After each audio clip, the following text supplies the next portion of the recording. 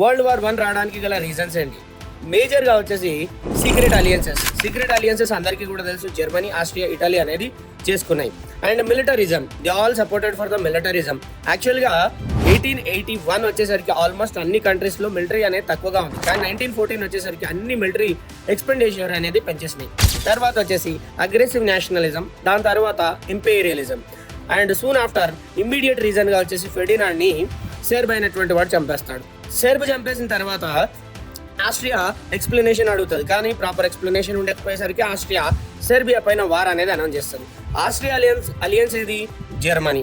మరి SERP it took the support of the Britain. ఆ తర్వాత 1915 వచ్చేసరికి ఆ ఇటలీ అనేది డ్రాప్ అయిపోతుంది. ఎందుకనంటే అది పోయి బ్రిటన్తో అలియన్స్ పెట్టేసుకుంటుంది. యాక్చువల్గా ఆస్ట్రియాతో అలియన్స్ అనేది ఉందా, అది 1915లో వచ్చేసరికి ఇటలీ ఇక ఆగిపోతుంది. అలా ఇటలీ అనేది అలైడ్ పవర్ కి సపోర్ట్ చేయడం స్టార్ట్ చేస్తుంది. జర్మనీ అప్రైజ్ అయిపోతుంది. 1914 నుంచి 1917 జర్మనీ ఎవ్వడు ఎదుర్కొనేవాడు లేడు. 1917లో అది పోయి యుఎస్ఏ వాళ్ళ పైన అటాక్ చేయడం అండ్ యుఎస్ఏ షిప్స్ ఉంటాయి కదా వాటిని డిస్ట్రాయ్ చేయడం, అలాంటి యాక్టివిటీస్ చేయడం వల్ల యుఎస్ఏ ఇన్వాల్వ్ అవుతుంది. 1917లో ఇంకో మేజర్ ఇష్యూ ఏం జరుగుతుంది అని అంటే జర్మనీ రష్యాని కూడా ఓడించే స్టేజ్కి వెళ్ళిపోతుంది. అలా రష్యా అనేది ఆగిపోతుంది. దాని తర్వాత 1917 తర్వాత జర్మనీ డిక్లైన్ అనేది అయిపోవడం, 1918లో ఈ వార్ అయినటువంటిది ఎండ్ అయిపోవడం. దీన్ని వర్సెల్ ట్రీటీలో ఇక జర్మనీని కల్పిట్ చేయడం బ్రిటిష్ అనేది చూసుకుంటారు. అలా 1 minute లో ఎంటైర్గా మనం వరల్డ్ వార్ 1 గురించి మాట్లాడుకున్నాం. థ్యాంక్ యూ నాన్న.